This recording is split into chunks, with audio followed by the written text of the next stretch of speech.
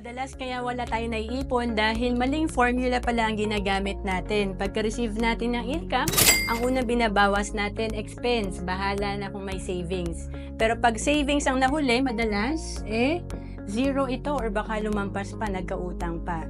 So, ang tama pala is itong prosperity formula.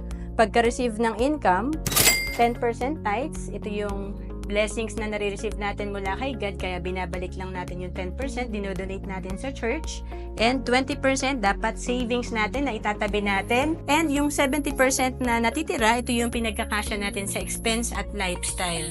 Or kung hindi mo pa kaya ng 20%, pwede ka naman magsimula sa 10%.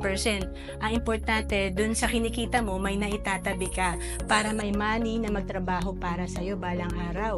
Kagaya sa sample natin na kung 3,000 per month ang naiipon at nai-invest mo, after 20 years, meron ka ng 3 million. At kung itong 3 million na to kumikita ng 10% per year, meron kang passive income na 300,000 or 25,000 per month na money working for you.